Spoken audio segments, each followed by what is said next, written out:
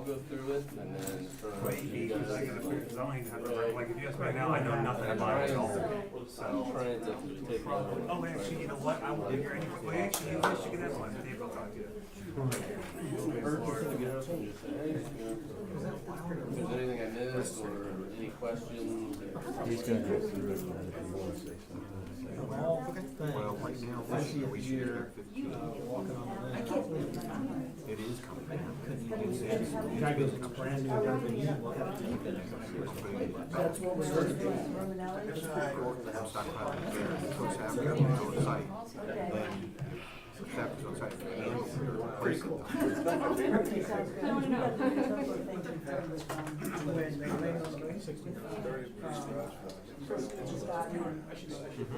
Yeah, I need to get that, as soon as we can get it, You just sent it because over the gas today. company is looking for it. Scott has it. He sent it to Scott. Good, I'll send it to the gas company. I will call this council public hearing to order. Please stand for the pledge. Kathy, would you lead us in the pledge, please? I pledge allegiance to the flag of the United States of America and to the republic for which it stands, one nation, under God, indivisible, with liberty and justice for all. Okay, roll call, please.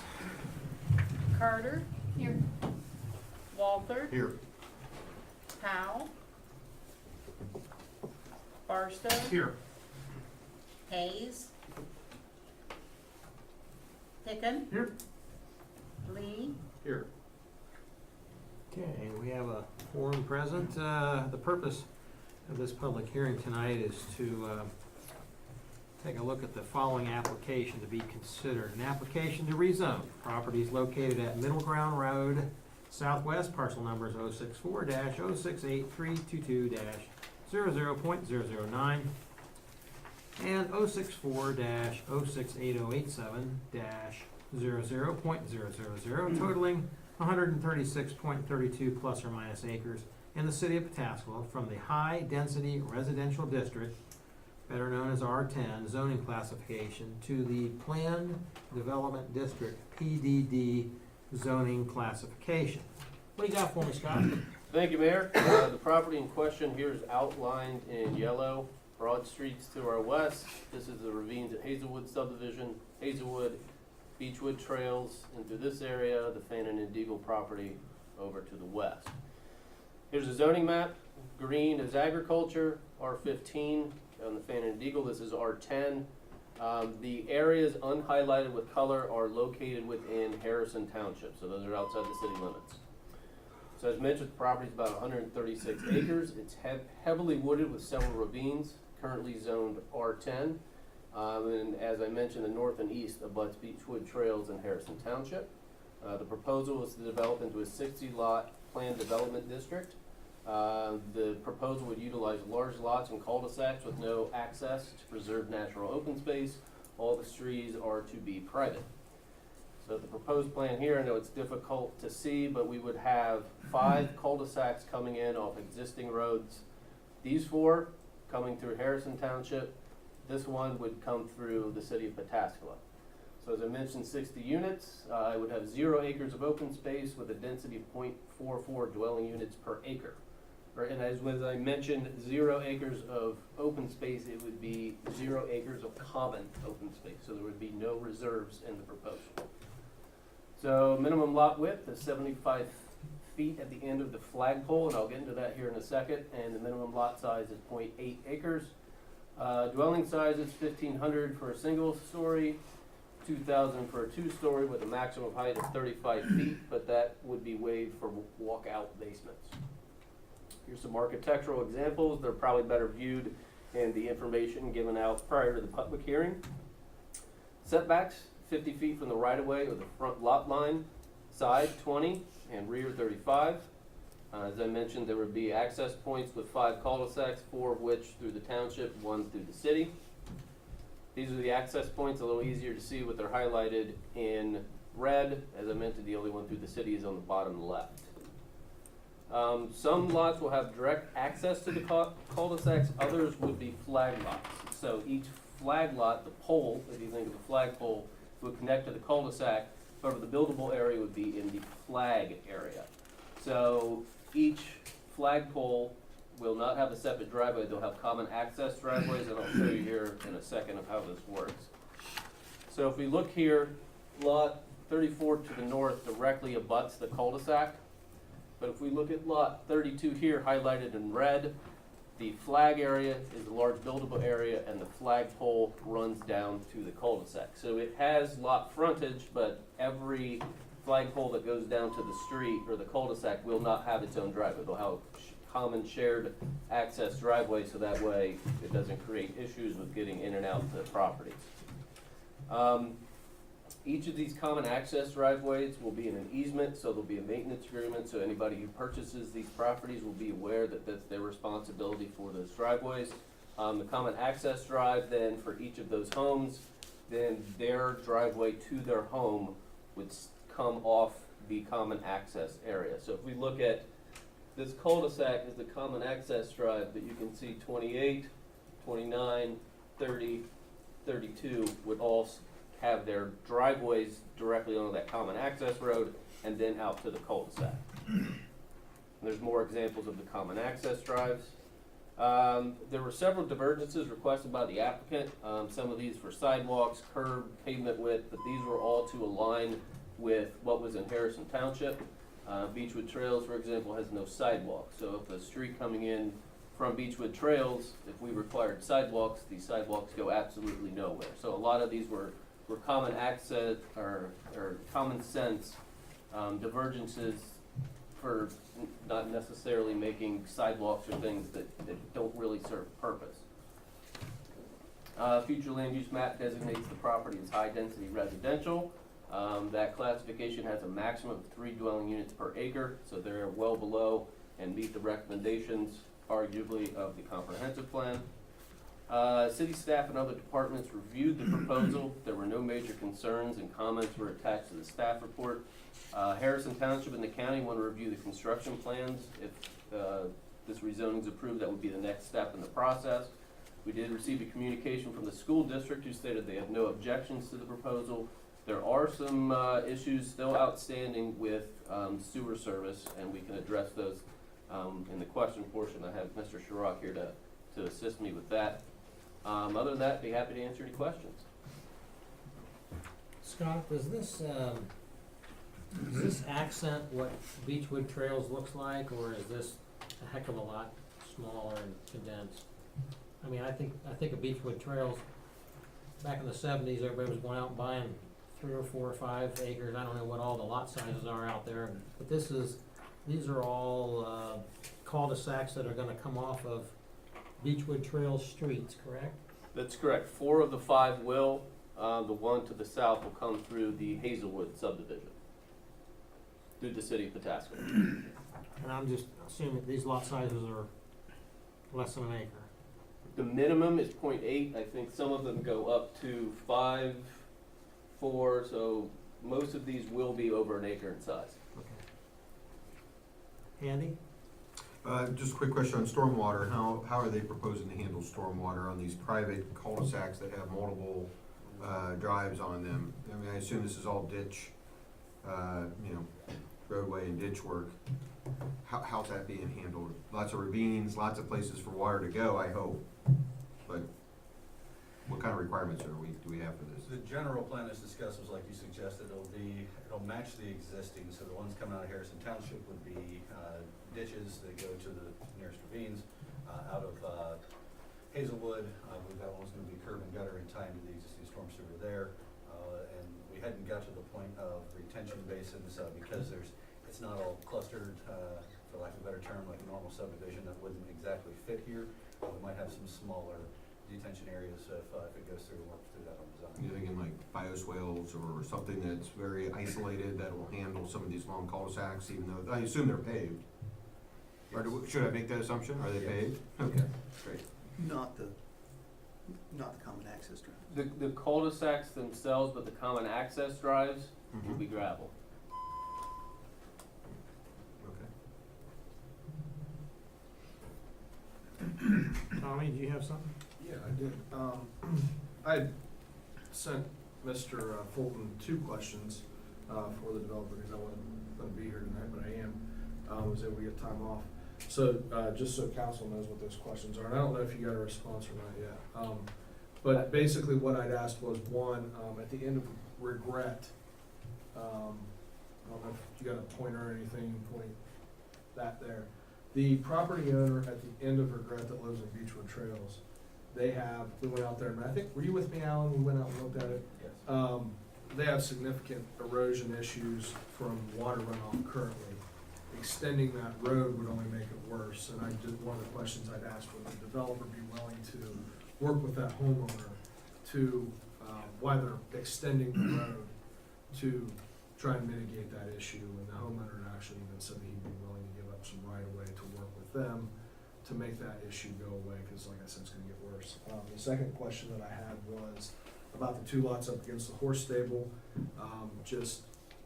Is there any protections for that property owner? The property owner's been there since the 70s, and creates a lot of dust in the summer with your riding arena, the smell from manure. They're an established business. I just wanted to make sure that they were protected in some way if those homeowners did not like that, and any future issues that I could see happening from those 2 homes. I mean, they're gonna pay a lot of money for those homes. I can see issues coming from that. So those were my 2 questions. I didn't know if you got any. Those were forwarded to the applicant, so I'll let those, they'll then address those here in a second. Okay. Yes, Tim? I think it's a good time to ask Chris to give us a little bit of a background on sanitary system, or kind of maybe even a little bit of historical perspective. I know some of it, but I don't think anybody does. So the sanitary system for the property, the southwest third, I'll say, of the property can be gravity fed to the Hazelwood development and tied into our existing sewer system there.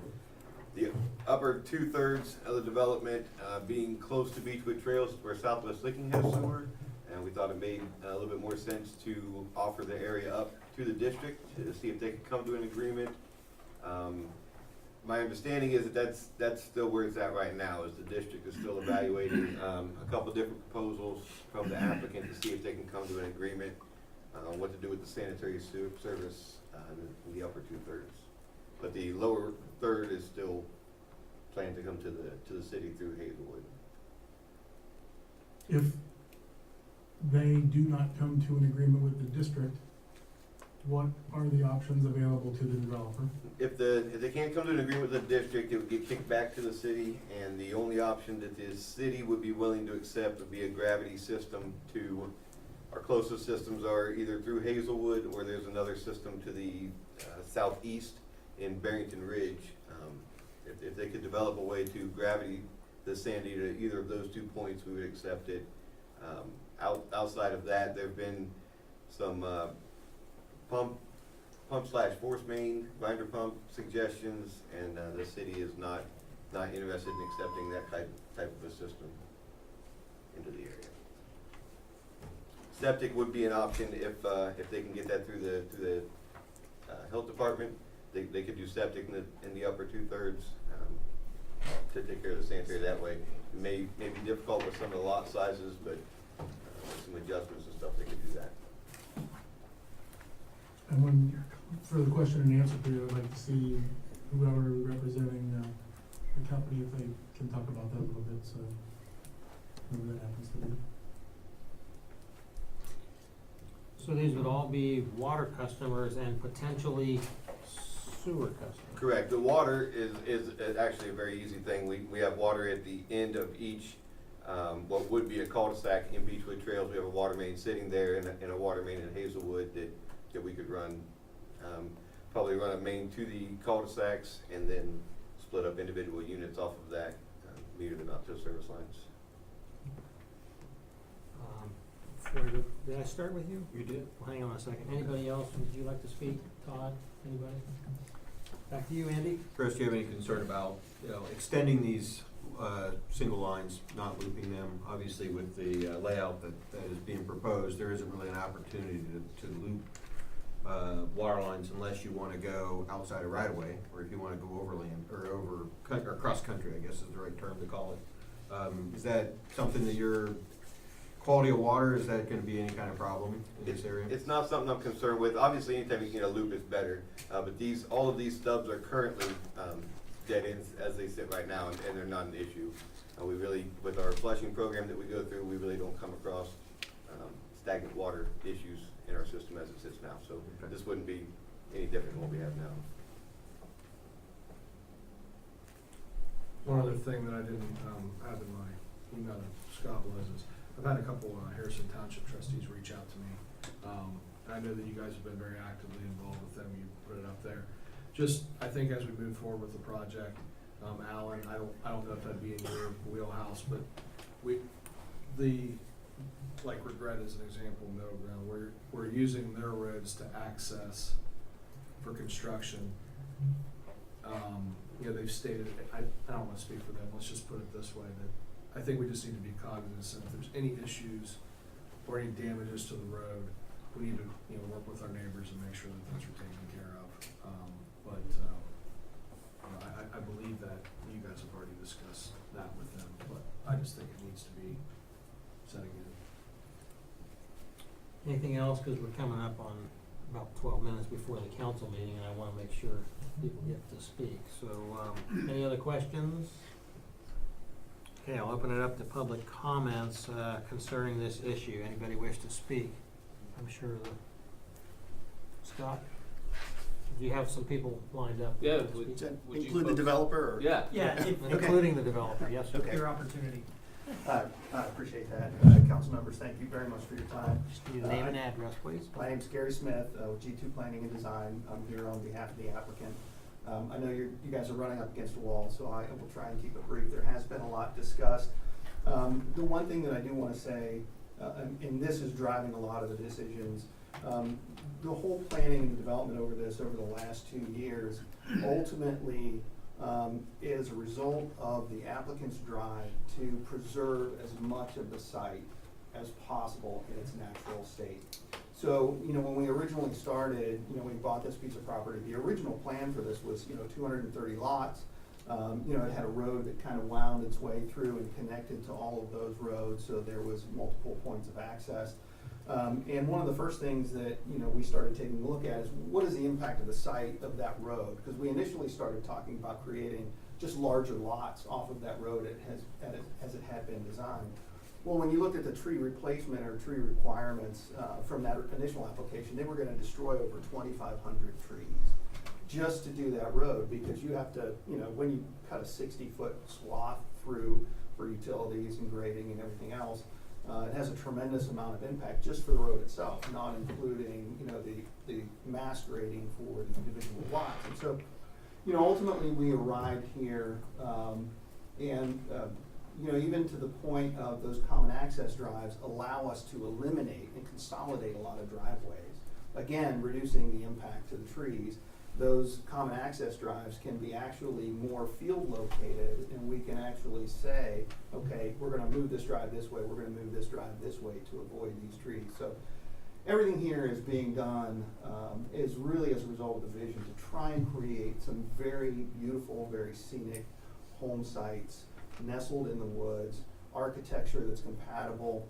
If you've seen kind of the architectural examples in there, the vision is for architecture that really opens up to the site, large windows that would view out into the site, to really make, give an opportunity for somebody to build a house that kind of feels like it's in nature. In answer to the question in regards to the sewer, we are still working on it. We know kind of that lower 1/3 is gonna go to the city. The rest of the development could be served by the city. If necessary, from a gravity standpoint, we've been doing everything we can up to this point to try and avoid it. And why? Again, the impact of the trees. When you dig a 40-foot deep sewer line, or however deep it's gonna be, you've gotta widen the trench, you've gotta put trench protection. So we're talking about, again, cutting major sections of the trees out. So we've been trying to find solutions that mitigate that or reduce the impact of that. And we're committed to continuing to do that. But ultimately, we're gonna work with the district, we're gonna work with the city to find a solution that everybody can accept, and that has the least amount of impact ultimately to the sewer. Mr. Lee, to answer your question, absolutely. we certainly be happy to try and do everything that we can as we go through the extension of that street to mitigate the current impacts that the gentleman has, and we're certainly not gonna make it any worse. We're gonna do everything we can to accept some of that storm water that's there, create opportunities for that storm water to drain off. In regards to the existing business there, anybody that comes to that lot, to view that lot, is gonna have to drive right past that business. And, you know, part of our marketing effort to people who own those houses is gonna be, you know, look, you understand you're moving in next to an agricultural operation. You know, before you buy, just kind of understand what you're getting into. It's not much different than, you know, when I moved out into the country. You know, the county told me, you are moving into a farming area. You know, we don't want to get a call from you about, you know, a farmer driving his tractor down the road in the middle of the night because they farm at all hours. And I said, I understand, I get it. We want to be there. So, and you know, when you look at all the homes on the other side of her, presumably none of the neighbors have really had that many complaints or caused that any problems for a business. And, you know, we're hoping that, you know, the folks that move into our development will all have the same courtesy. What other questions? I just wanted to make sure that we covered everything from the council. I think that was everything, unless there's any more that council has for the applicant. Do you feel comfortable with the staff's, with Chris's position that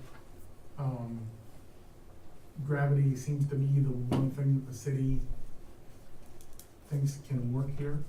I've heard some talk about individual grinders. I call them grinders. I don't know if that's the right term, but and your guys' interaction with the EPA, where the EPA said that makes the help me out, Chris, if I'm wrong, the homeowners association an operator. Yes, it would make them a collection system. They'd have to hire an operator to do the sampling and reporting. And I know our position is that that's not one of the things that we would be looking at. I want to make sure you feel comfortable with that as well.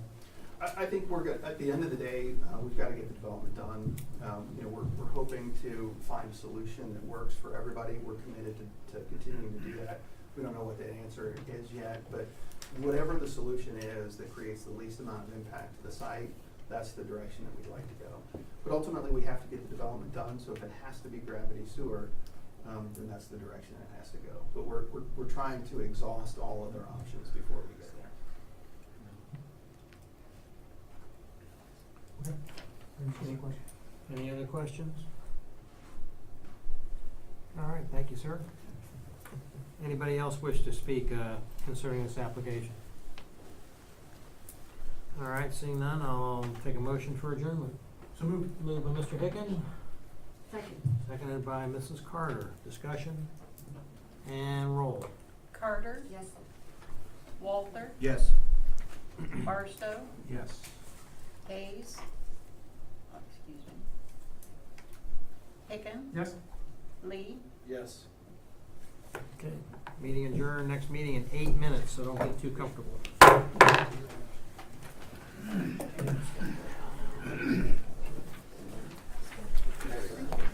Council approved? Oh, yeah, we're gonna check. Oh, man. Yeah, maybe stand in front. Yeah, come up front. What's that?